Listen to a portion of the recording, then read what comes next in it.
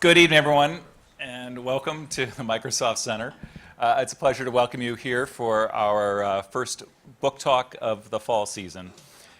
In the tech industry, we get to hype, the bright future that technology can bring you. And yet, there are social aspects of technology which are very important to think about and to consider what's happening in the broader context of our world. And so tonight, I think it's going to be an especially interesting conversation as we talk about what's at stake. I'll forego my attempt at German. But Marcus Becker, Der Spiegel online, based here in Brussels, will be interviewing Philipp Blom, who's an historian, author, and an accomplished intellectual contributing to many aspects of our understanding of our world today. And so I'm looking forward to a fascinating session. And Marcus, why don't you start? Right, so hi everybody. Thank you all for coming, and thanks Mr. Frank for your kind words. And it is my profound pleasure tonight to be your host. And today or tonight is about a book which is called What's at Stake, was auf dem Spiel steht in German. And my personal experience with this book was that last week, after a very stressful 2 days in Strasbourg Parliament, I had to sit down at home tonight and said, okay, I have to do this moderation, so let's get this over with. And took the book in my hands, and then I literally couldn't put it down again because it is a real page turner. And when I was half through, it was 1 in the morning. That was probably a mistake, because then I had some serious problems going to sleep, because this book doesn't exactly make for an upbeat read. It's rather dark and worrying. But we are lucky because we have the book's author here today with us tonight, Philipp Blom, and perhaps he will tell us that not all is lost. So please welcome with me, Philipp Blom. Thank you, Marcus. Thank you, John, and thank you all for being here. Well, this dark and worrying book. First of all, what the hell is a historian doing writing about the future? Well, I'm really not a prophet, but I'm an historian, and I'm also a contemporary of yours. I'm alive now, which is a bit schizophrenic, because for an historian, this is a great time to be alive. There are hardly ever any times in which so much changes, in which so much meaningful changes, long-term change happens. And to be alive now in this lab is great. But if you look at a lab from the perspective of a rat, it can also be slightly less great. And we're in the curious position of being the lab rats who are running the experiment. And well, that's where we are. I wrote this book, and it is a bit dark, because, well, it's a little bit a book out of despair. Obviously, this despair affected my publishers, because on the German cover of this book, you see what's at stake, and it says freedom, democracy, wealth, tolerance, and then it says Hansa somewhere, which is the name of my publisher. I hope that they didn't think their business future was at stake at publishing this book, but it's a curious design decision. I start this book with a little thought experiment, and I'm a great fan of thought experiments because they make you see things from a different perspective. That can be sometimes very, very useful.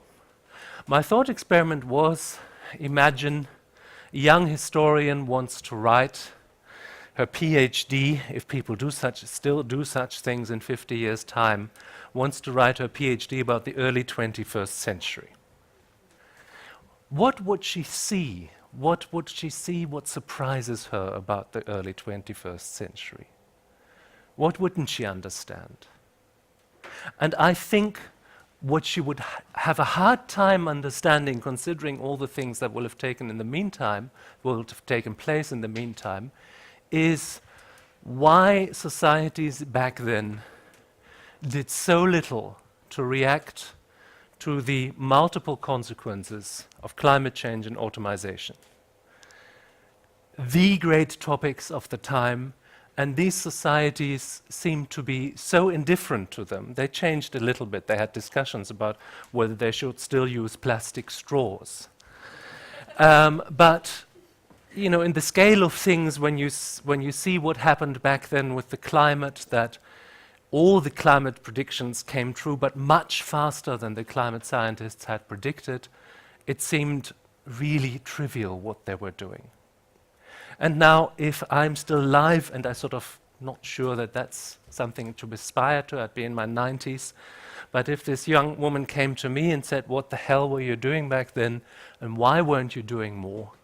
I would probably answer, because we were societies that had no future. We were a no future generation, which is a surprising thing to say, because you hear probably most days about innovation and productivity and bright new horizons. But if you look at our societies politically, I think what we are hoping, it used to be the great position of the left to offer people a better future. And you may have disagreed with that future violently, but they were utopians. They showed you how things could be different. They've sort of stopped doing that. Nobody's doing that anymore. We no longer want to build a better future. What we want is that our present never ends. Because in this present we're wealthy, we're privileged, we have much more than any generation had before us. We're doing very well, thank you. Future means change. And future means worrying change. And I understood that very viscerally once when I talked to a Coast Guard engineer in the Netherlands who works for the government. And he said, all our scientists agree that we need to build up our coastal defenses, but they don't agree on whether we should build them up by 30 centimeters or by 6 meters. And that, to me, symbolized the sort of amplitude of uncertainty with which we look into our future. And I think that amplitude is discouraging. So we prefer, whether you look at climate change, whether you look at digitization, we prefer people, ideologies, business models that will preserve the status quo. Now, I believe that this status quo, you may talk about whether it's ethical to want to maintain it, but I think that's a moot question, because it is already being superseded by the realities of climate change and by digitization and what that will do to, for instance, the future of work. And now this is a really interesting question, and that's something that exercises me a great deal. I'm not a scientist. I'm not a computing expert. I'm not even a climate scientist. But as an historian, I'm used to looking at a time in a systemic way and see if something happens in the economy, what does that mean for culture? What does that mean for the society? For instance, the book before that I wrote was also about climate change, but climate change in the 17th century. There was a time back then that was called the Little Ice Age, and it got 2 degrees colder, and you can reconstruct very well how a crisis in agriculture, that was the consequence of that, because of shorter summers, because of shorter vegetation periods, became a crisis of governance, became a crisis of ideology, became also the reason why international trade was kicked off in Europe, because that was one of the compensatory mechanisms. Markets want different societies. And that's really interesting. Markets do something to societies, and then you see the systemic nature of the change. If you make a contract with me, you're probably not greatly interested in whether I'm gay or straight or Catholic or Jewish or atheist. You want me to keep my contract. And there's a practical tolerance that comes into a society of common rule-based behavior that a market creates. And the philosophical expression of that practical tolerance is called the Enlightenment. The beginning thought of, aren't we all equal? Do we not all have the same rights? So you see how these things can be systemic, and I would argue they weren't only systemic in the 17th century, they will be systemic in the 21st. So climate change and automation don't only mean that we have to wear lighter clothes and we won't have to do such hard work anymore. Our societies will change. Our political organization will change. Our economic models will change. And indeed, our very sense of identity will change. These are things I think that we need to think about now, because this change is vast. It's coming whether we like it or not. And it is a change that, for instance, cannot be, I think, it's no longer a question of managing it, but adapted to within the model of a growth economy. Those two things do not go together.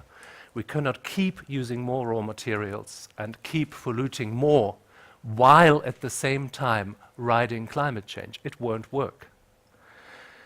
This is the time. We are still wealthy. We are still living in stable democracies. This is the time to think about radical change. Not when our democracies, which are already beginning to fray, are so far frayed that it's no longer possible to take long-term decisions. So the idea would be to do something now. I give one example that I'm particularly attached to in this book. While I was writing, and I wrote this book very quickly, and it was a sort of rush of writing, I did very little else, I hardly shaved.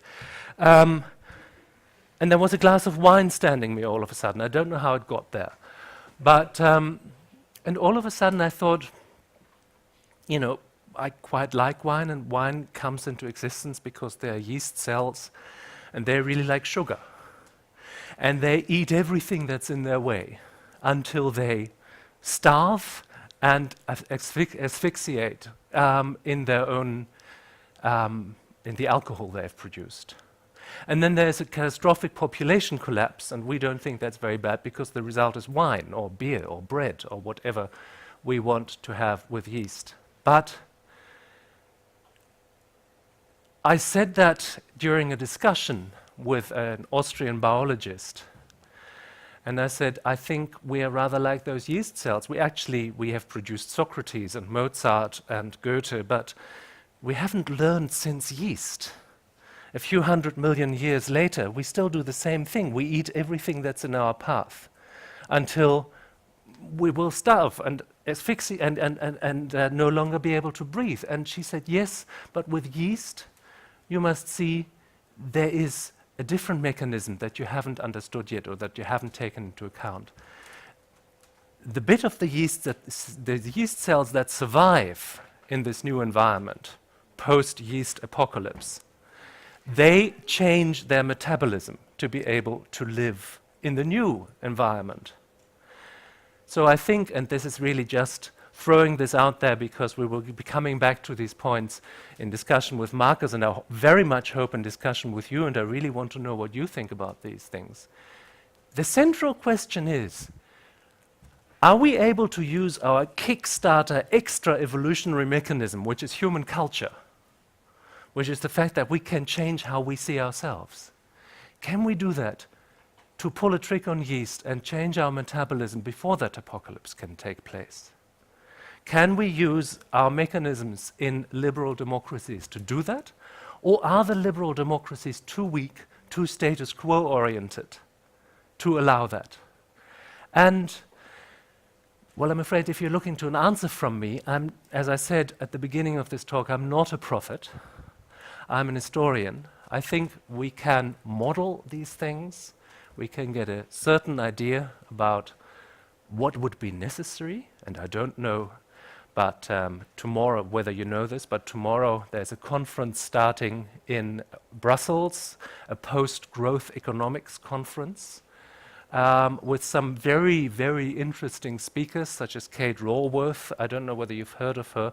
She developed a model called donut economics. And basically, to boil it down to a really criminally simple level, she says economics is not just circulation of money and goods and services, because you forget the environment in which this takes place. The fact that clean resources aren't infinitely and cost-free. They cost something. They are part of this system. Also, societies could not exist on paid work. A great deal of work in societies is unpaid. Child caring, social caring. And a society cannot constantly break the borders of environmental health, because otherwise the society endangers its own further existence. So she made this lovely model of a circle, which she calls the donut, and where you see how many social resources you can mobilize, how many environmental resources you can mobilize. Just one last point before I ask Marcus to join me and to ask me difficult questions. And just because I can't resist telling you this, and perhaps you will vigorously disagree, but innovation and productivity won't hack it. We will need more. We will need a social dimension to this. We will need to see not only what's possible, but do we want this to happen? We will live in societies that are completely different. If you look at the future of work, you can see this very clearly.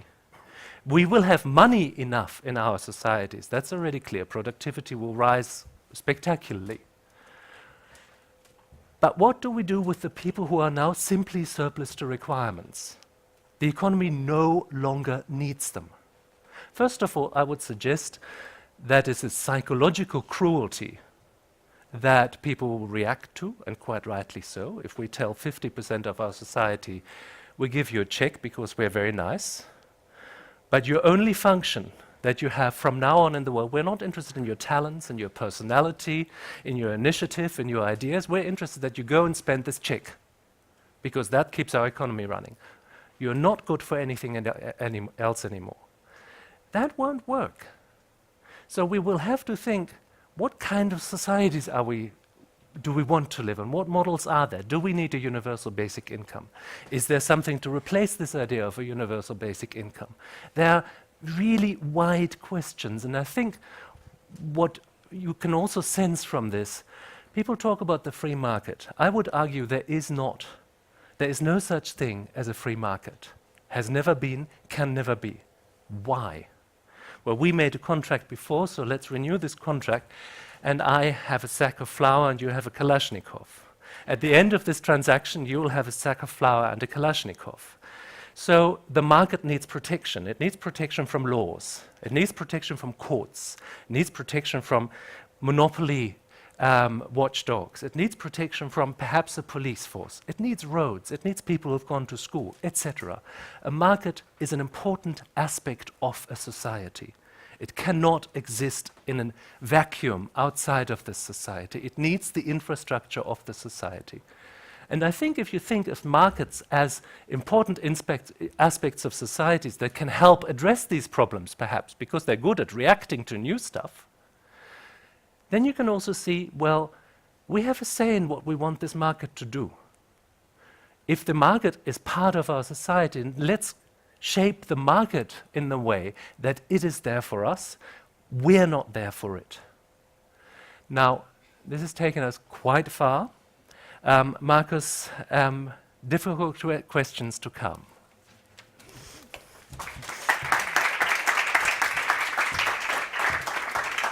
Thank you very much.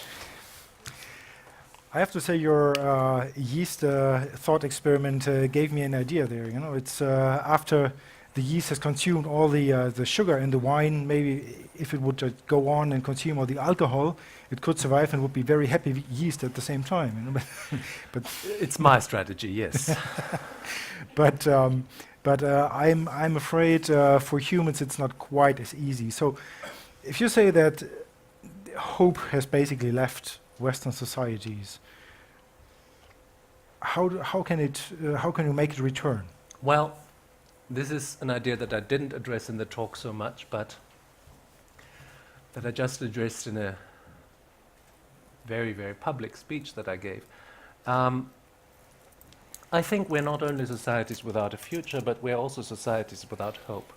And I think that is perfectly understandable, because you need to be pretty naive to hope that everything will get better. We are, I think most of us understand, as rich as we will ever be. We are as safe and as peaceful as we will ever be. We have all the iPhones we need. So, sorry if I say this at Microsoft, but there is no meaningful space upwards, and there is a great threat of going downwards. And then there are other factors, such as the fact that we come. Well, let me just. Here comes. Sorry, now the historian comes out. The 20th century saw great utopias of human futures, and they turned all out to be pretty murderous. After the First World War and the Second World War, people had enough of ideology, and people lived in ruined economies, and it was a very, very sensible thing at that point to say, look after your material well-being for a while.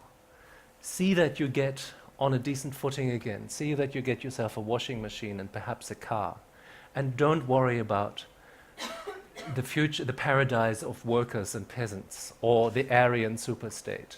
Just do something simple. Now we've done that, and the problem is this motor that was so powerful for the West, the motor of consumption, of a market driving that, that has begun to really stutter and choke for the simple reason that we now have such economic inequality that there's a whole lot of people who can no longer partake in this happiness of consumption. They can perhaps get the cheap knockoffs, but they can't get the Gucci and the Prada.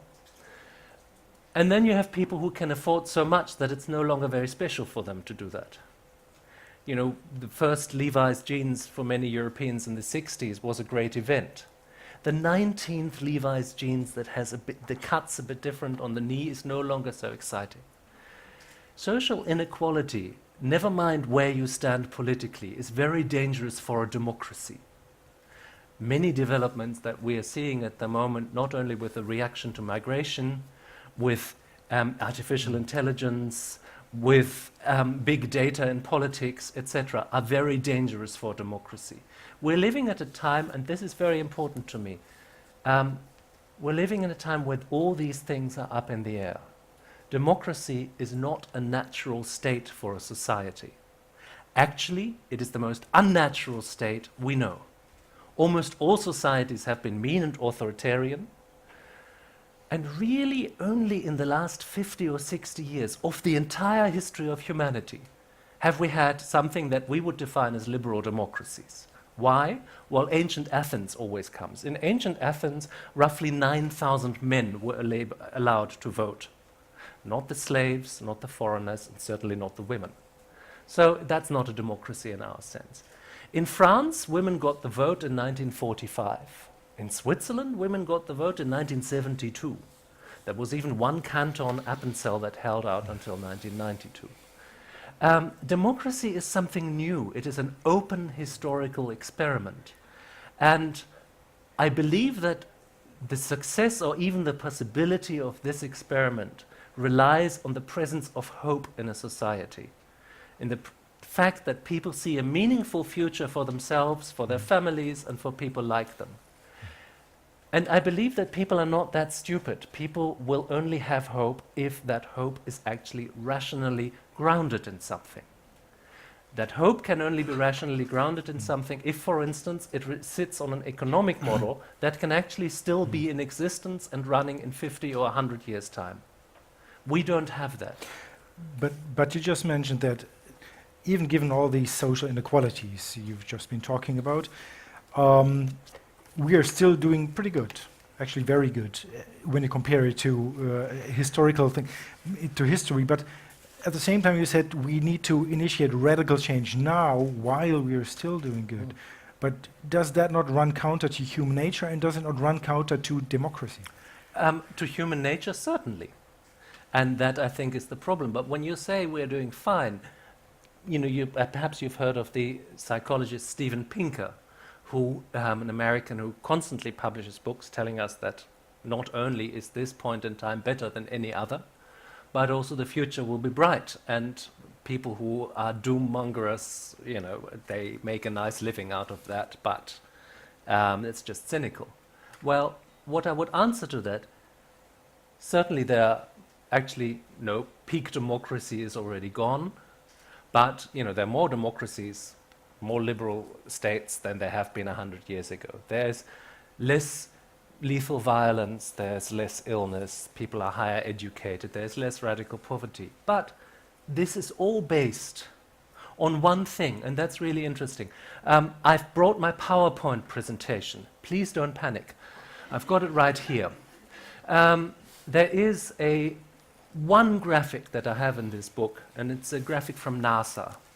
And it tells us the amount of CO2 in the atmosphere over the last 400,000 years.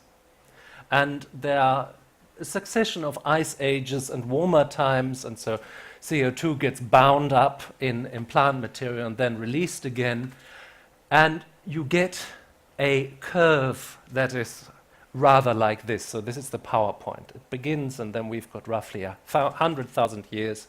Here come the next 100,000 years, and the next, and give it another 100,000 years, and then it goes like this, and this is 1950.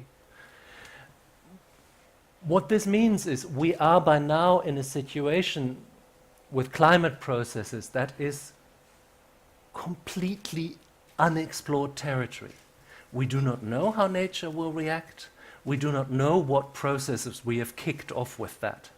We will have to wait and see. We will have to try to understand fast. But we will have to act fast. I think we do have, or we would have, if we were united in this ambition, if we could convince enough people in democracy to take this seriously, we would indeed have an historic chance to create societies that probably are better than anything that has ever been there. Because our problem is not an absence of wealth, our problem is the distribution of wealth. Our problem is not an absence of energy sources, but simply profligacy with them. And if we could find ourselves in a model that would indeed allow some kind of stability, then I think digitized societies in which repetitive work is a thing of the past and people are able to free up their own lives for things that they actually want to do. And if it is watching television, that's perfectly fine. I think it gets boring after a while. But, if somebody wants to do that with his life, that's also good. But we would have that chance. But as you say, in democracies where most people don't talk about this and don't think about this, in democracies where all politicians are promising you that they are better at maintaining the status quo, this is a very difficult thing to realize. It is perhaps impossible, but perhaps we've also overlooked something important that makes this possible. And I think, therefore, it is still worth trying to realize this. You just said that only a smaller part of people in democracies are even interested in this kind of topic. So this, of course, warrants the question: what happens when you hold elections?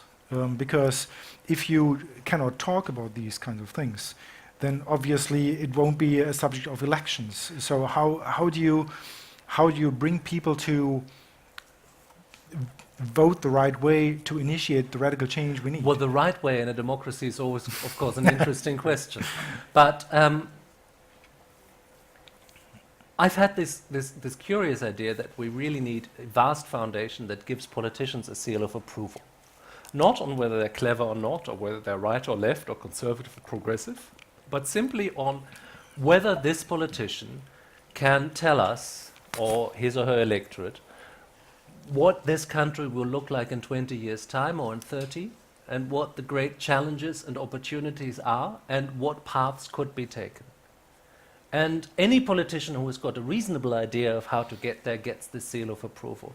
But the problem is, at the moment, we have a very intense presentism in our politics. And indeed, when you look at right-wing populists, indeed a pastism, because they want to return us to an ideal world that incidentally never existed. it's fantastic. I mean, if you look, this is also, sorry, but the historian comes up again. In Europe, I don't know how many of you are European, but in Europe, in the post-war time, European societies have been peaceful, wealthy, and extraordinarily homogeneous in ethnic and cultural terms. Why was that? Well, the economic growth is easily explained with the war, as indeed is the peace, as indeed is the homogeneity, because so many forced migrations and mass murders took place in the beginning of the 20th century in Europe, that afterwards the societies really were very homogeneous. What we see now after the fall of the Iron Curtain after 9/11 is simply the return of history into our societies. History that is a messy business, a risky business, where you have to take decisions, the consequences of which you cannot yet weigh up. And we have come out of a very artificial, solid state back into the messy business of history with one difference, I think, with one very important difference. Climate scientists tell us, you know the IT side much better than I do, of the developments in, I think that you wanted to have a simultaneous, somebody suggested a simultaneous translation program for this evening, where I would have been translated by an algorithm. Well, I would have been interested to see how the result of that, but I'm convinced that in 2 or 3 years that thing will work perfectly.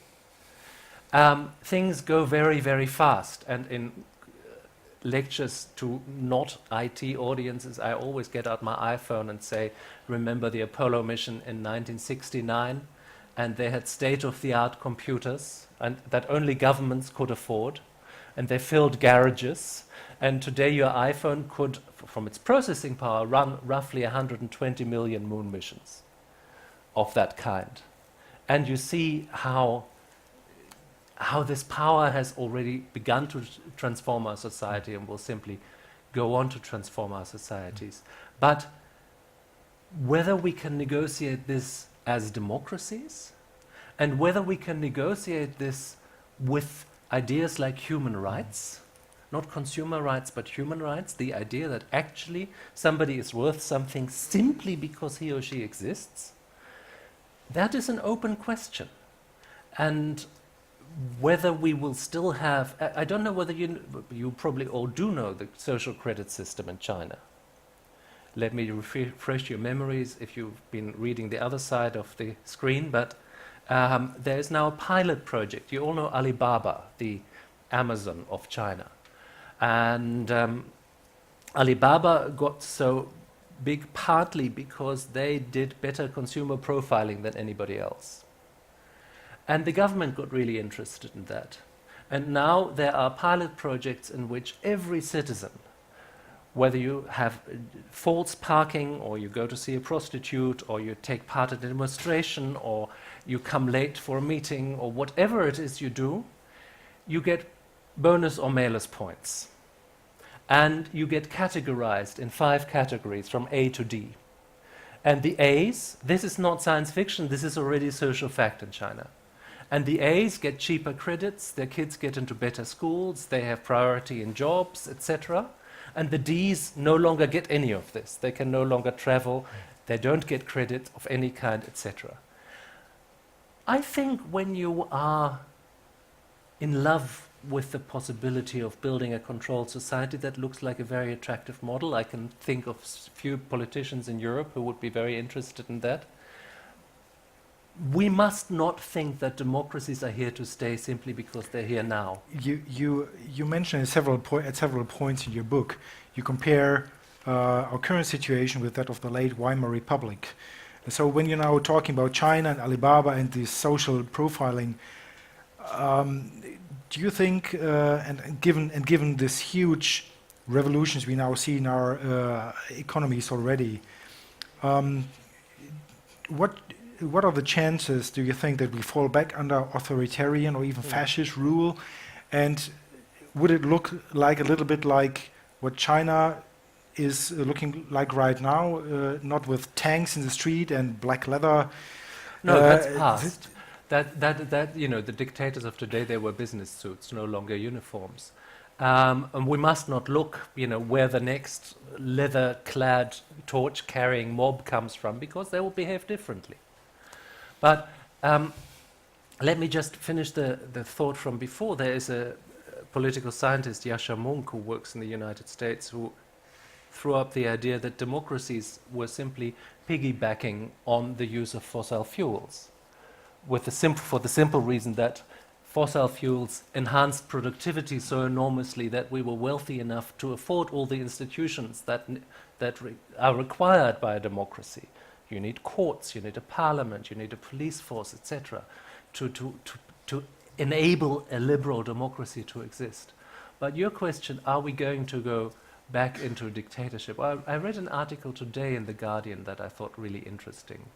A social scientist, I forgot her name, who made a meta-study of societies and how they work, very different societies, partly traditional, partly advanced industrial societies. And she says, forget whether they're religious or secular or progressive or conservative, there's one difference that divides all of these societies. She says there are loose societies and there are tight societies. And a tight society has strong social control. You can't choose who you want to be. But they also have low unemployment, low suicide rates, low crime rates. They function very well. But they're rigid. They're not innovative. And if you happen to be the wrong kind of person, if you happen to be gay or something, then they're really cruel. And opposed to that are the loose societies that let a million flowers bloom, that are tolerant, that are liberal, that are innovative, but they're not so good at social cohesion. And she said the dividing line between the two is a sense of threat. Societies that feel threatened go towards tightness, tight control, authoritarian rule. Societies that feel confident go towards tolerance and openness and liberalism. And so I think all you need to do is to ask yourself, we live in a time when our model is called into question by many factors, in which there is a sense of threat, partly a very realistic sense of threat, vis-à-vis climate change, vis-à-vis digitization, partly, I think, a largely imagined and instrumentalized sense of threat. I mean, the actual number of migrants per population in Europe is nothing like as big as, first of all, most people think, and secondly, as would be necessary to make meaningful change in a society, but people feel the sense of threat. And that is the political reality. The numbers of migrants no longer count. Right. And societies that feel threatened can look for something else. And incidentally also, when the endless analysis of Trump voters and Brexit voters and voters of the German AfD and of Marine Le Pen and you name it, they all come down to this, to people, not people who are left behind, not people who are stupid, not people who are naturally bigoted, but people who feel threatened, people who feel frightened. And the question is, how can we bring hope back into that? Because if we don't, people who feel threatened and frightened and who have lost the battle economically, because here's another, I think, very central fact. Post-war democracies had one central promise, and that was, if you try hard, if you work really hard, you can realize your small dream. You can realize you're part of the American dream, you can realize you have your little house and your little car, and your kids can go to university and they already can have better jobs. That promise is broken. If you are a cashier at a supermarket who goes to clean people's houses for 10 hours a week as well because you can't feed your kids otherwise, you know that your situation will never improve. This is it for you. You may only be 28, but this is it as far as you will go in life.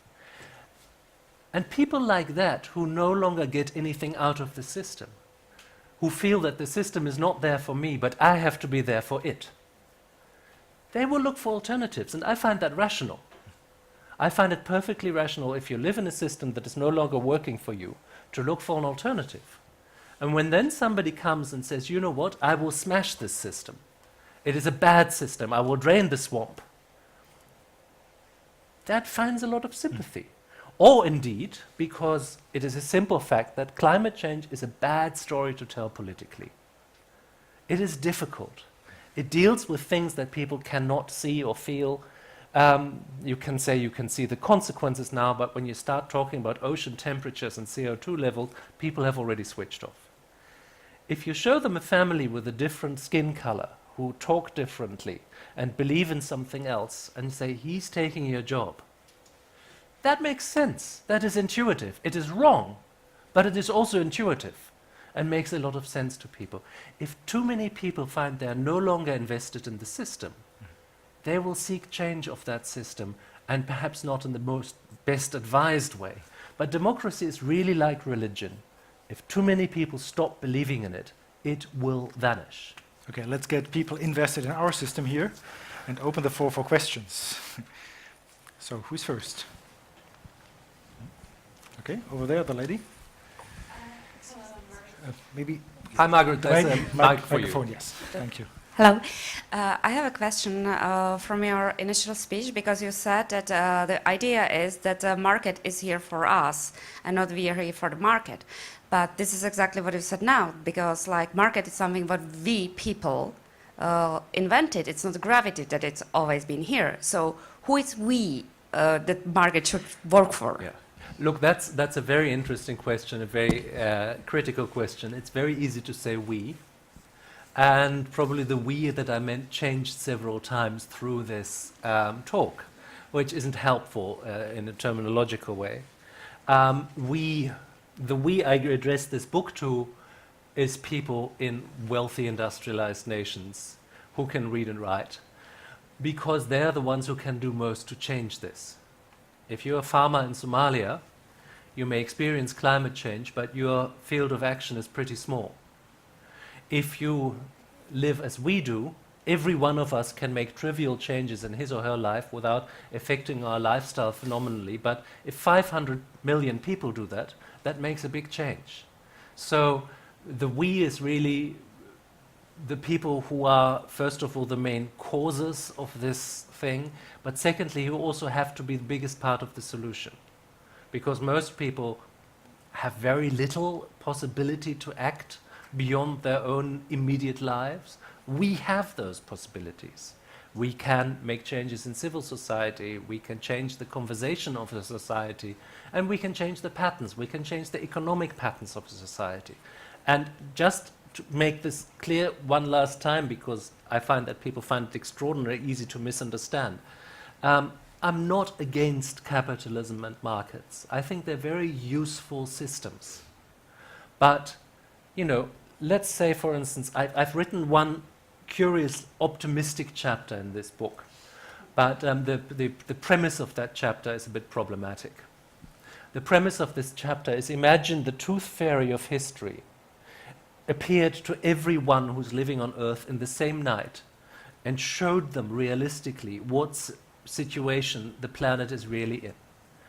And the next morning, people wake up and they're completely dazed by this dream they've just had, and then there's a little wave of suicides, and then there are gurus and new religions springing up, but people get into action, and they start changing things. Now, one of the things these people would change is, for instance, very simple, a carbon tax. Another one is that technological things, and Microsoft may not like this, but would be produced in a modular way. And that would be the way that the market could react to this. We don't need a new mobile phone every year.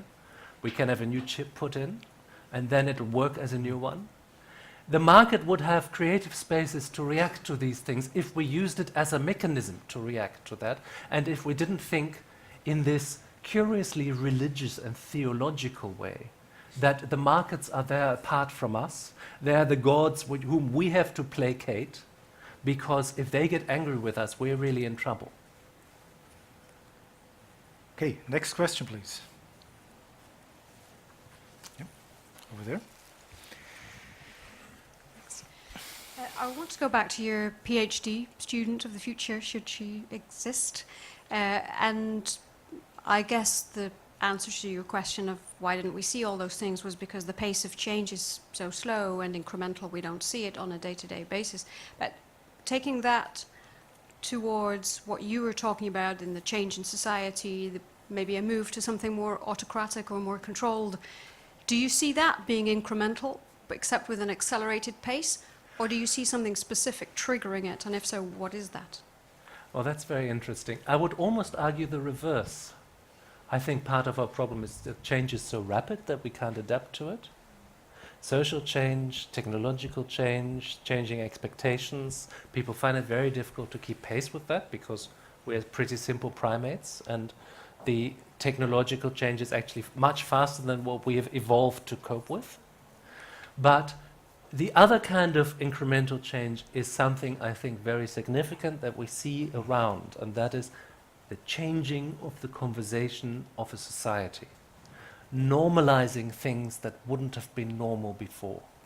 Calling people vermin, calling people a problem, calling for a final solution to the migration problem, whatever you want, but this is a normalization of something. You see it very strongly in the United States, so at the moment there's pushback, but you also see it in all European countries. You see it in the Philippines. You see it in many, many places.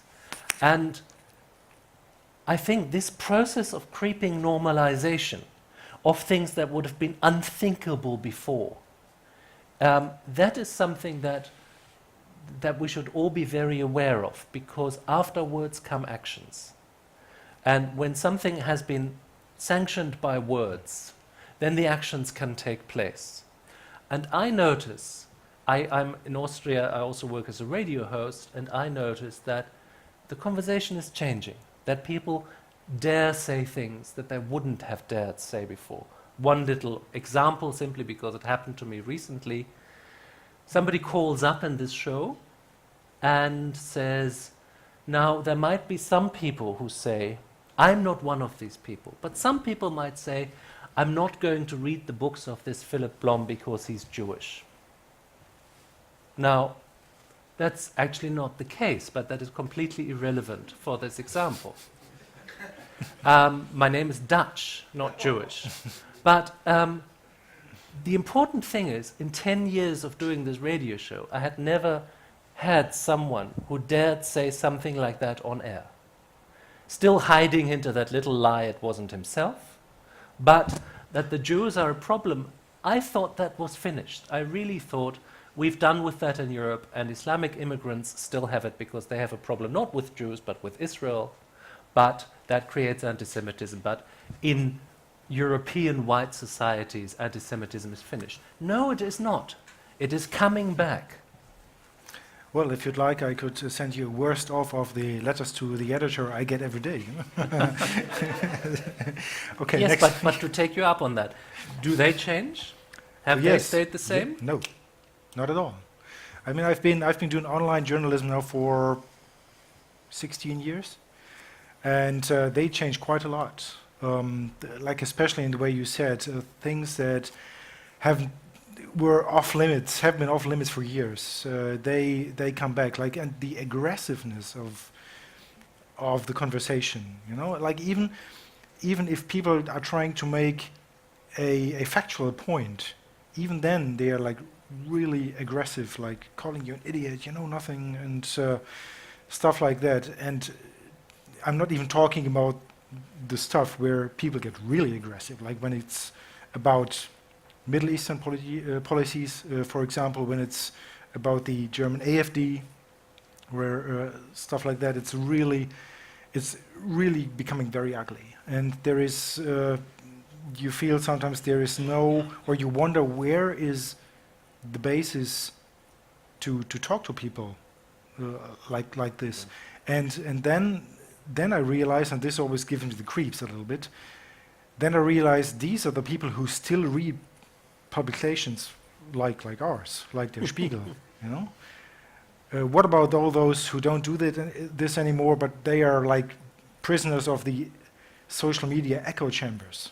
You know, we don't even reach them anymore. But also, you know, this is really important because democracy became possible because of basically in the 17th century book printing became cheap enough that you could have a European conversation about things. First scientists, but also philosophers, people who were interested in politics, and you could write something back then still mostly in Latin, but that had the great advantage, like English today, that everybody could read it anywhere.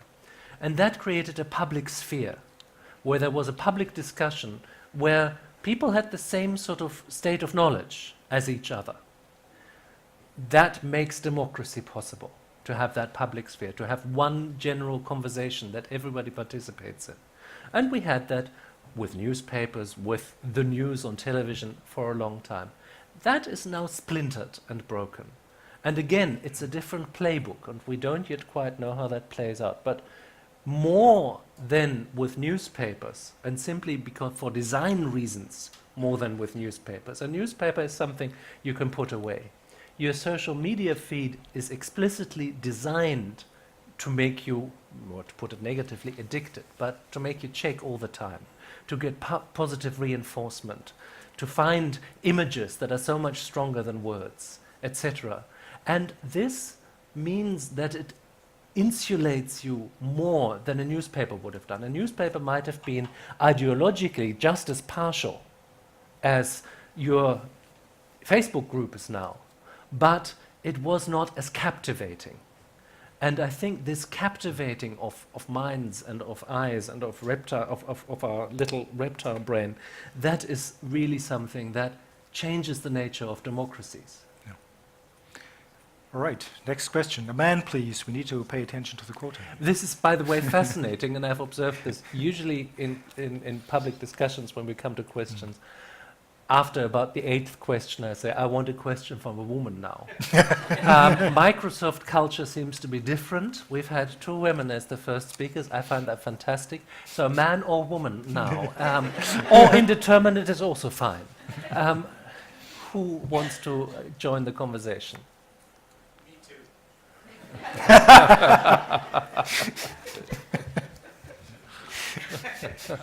I suppose I'm curious to know what you think. If we don't have a market, or the market won't do it, what will do it? What will stop climate change? What will turn the tide? Because without the market, there's no mechanism that I know of. I said we need to use that market. That market will be part of the solution. Look, climate change we will no longer stop. The question is simply how catastrophic it will get.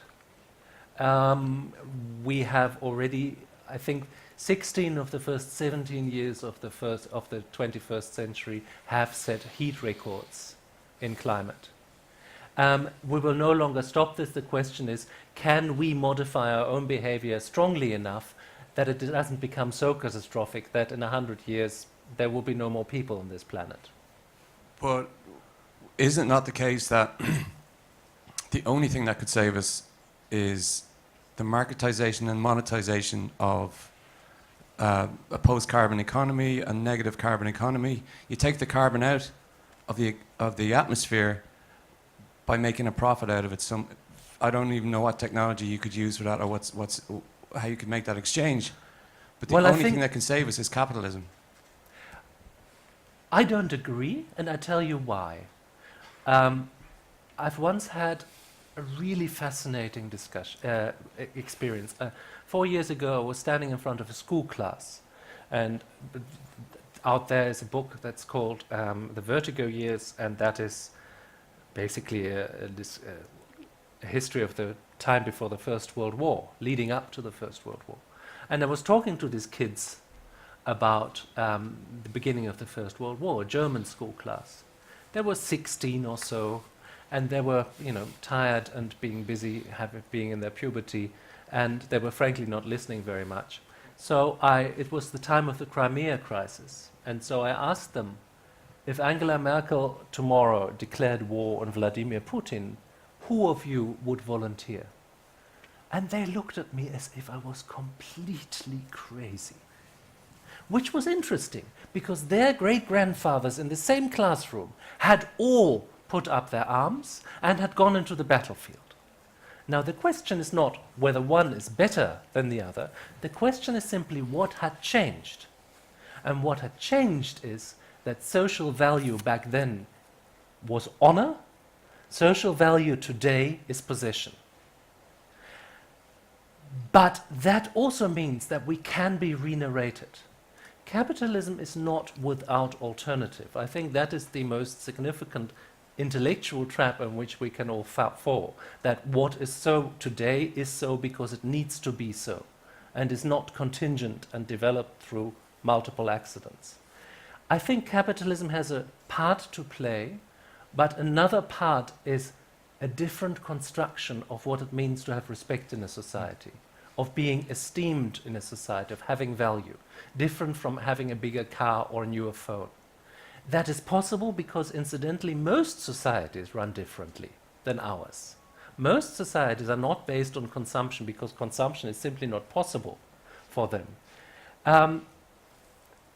I think capitalist incentives, or indeed negative incentives, obviously need to be part of this, but our central dilemma is that there cannot and will not be a smooth transition. We do not have the alternative energies to fully make up for the shortfall from fossil fuels. So either we keep burning them and keep essentially undermining our own, well, the conditions we need to survive, or we damage our economies and damage our social peace potentially by going out of fossil fuels and replacing them with a partial solution, waiting for better technologies to emerge, for innovation to react to this in a more meaningful way and to get energy sources that are clean. But we have not the luxury of waiting for that until, nuclear cold fusion has been invented, and then we can say, well, now we can switch off all the carbon plants and we have clean energy. We need to do this now. And that means that there will be a shortfall. That means there will need to be not only lifestyle changes, but structural changes in our societies. And yes, I agree with you. Most people don't want that. And we live in democracies. And that puts us in front of a big dilemma, especially because most people aren't even on the same page if you talk about this happening. They say that's propaganda, that's lies, that's fake news, that's this conspiracy of scientists. And there's a lot of labor to be done, work to be done to convince people even that this is happening. Never mind to convince them of the next step, which is, aha, I have to change my life. And it is, frankly, a race against the clock. An interesting race because we don't know whether it's 5 to 12 or 5 past 12. But as it could still be 5 to 12, I think it's still worth entering into the race. Speaking of races against the clock, I think we have time for one more question, please. In 50 years... Mike. Oh, sorry, yes. Hi, my name is Ella Stolmeyer. My organization is called Defending Democracy. In 50 years, will we still have liberal democracies? Well... And if so, how do we do this? Okay, first of all, I think we don't really have an imagination that's rich enough to give a meaningful answer to that question. But I think there's a lot of factors at the moment pushing against democracy.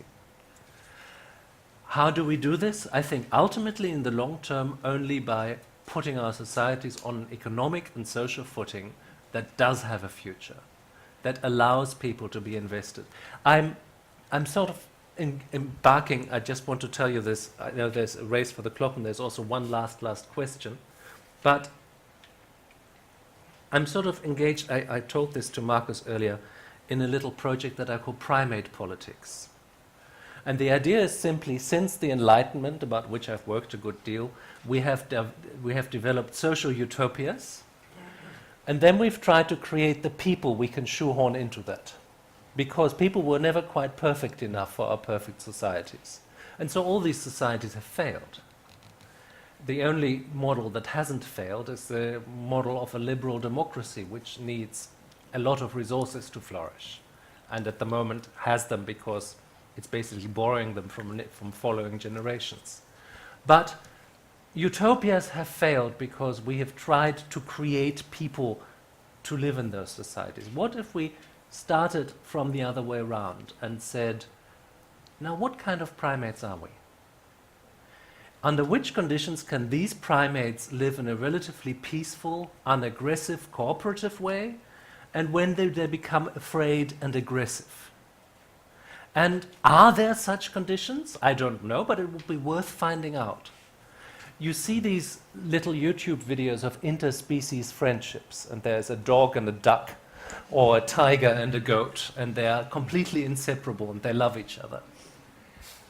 Why do they do that? Because they know where their next meal comes from.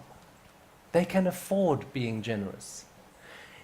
Are there conditions like that for Homo sapiens as well, under which normal people feel that they can afford feeling generous, that they can afford feeling tolerant, and other conditions where they begin to feel aggressive and they begin to feel they have to defend themselves and be against someone? If there are, I really want to find out what they are, because I think that is our best hope.